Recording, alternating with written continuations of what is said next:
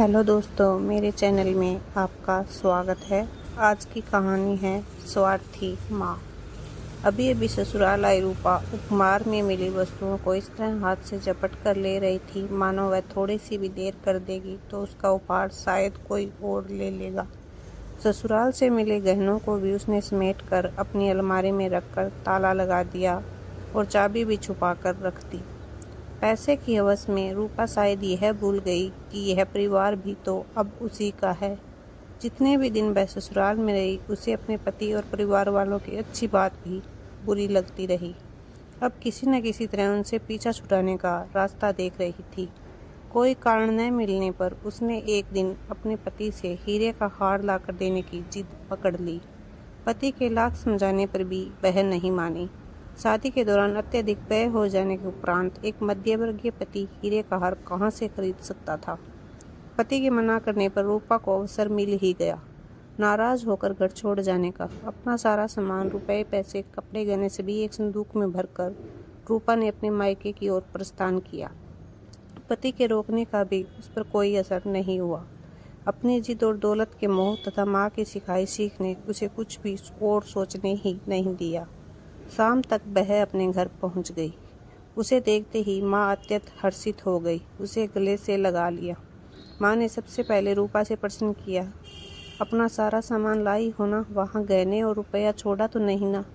आजकल जमाना बहुत ही खराब है। बहू के जाते ही सारा संभाल दबा लेते हैं। अरे माँ, चिंता मत करो, सब लाई हूँ। अपना और सासू माँ का भी थोड़ा बहुत पहनने को मांगा था, फिर लौटाई नहीं, सब ले आई माँ। बस बेटा, अब जब तक वह हीरे का हार ना लाए वापस नहीं जाना, समझी ना? हाँ माँ, जैसा तुम बोलोगी वैसा ही होगा। अगले ही महीने तुम्हारे भाई की भी तो शादी है, सब तैयारियां करनी है, काम काज में मेरा हाथ बंटाना। माँ ने कहा, हाँ माँ, काम तो हो जाएगा। भाभी के लिए गहने बनवा लिए क्या? अभी नहीं, तैयार ही ले लेंगे, 1-2 दिन का काम है, चिंता मत करो, माँ ने कहा। रूपा ने अपने सारे गहने, रुपया, पैसा सब अपनी माँ को रखने के लिए दे दिया। शादी का समय नज़दीक आ गया पर माँ गहने लेने नहीं गई। एक दिन रात को रूपा ने अपनी माँ को पापा से कहते हुए सुना, अजी तुम चिंता ना करो गहनों की, रूपा के गहने हैं ना, वह तो वापस आ गई है। क्या करेगी इतने गहनों का? वही गहने हम बहू को दे देंगे, आखिर हमारा एक ही बेटा तो है, सब कुछ घर में ही रहेगा। रूपा भी कभी कभी वही पहन लेगी। अब और पैसा रुपया कहाँ से लाएंगे गहनों के लिए? इतना आ गया, अपना काम चल जाएगा।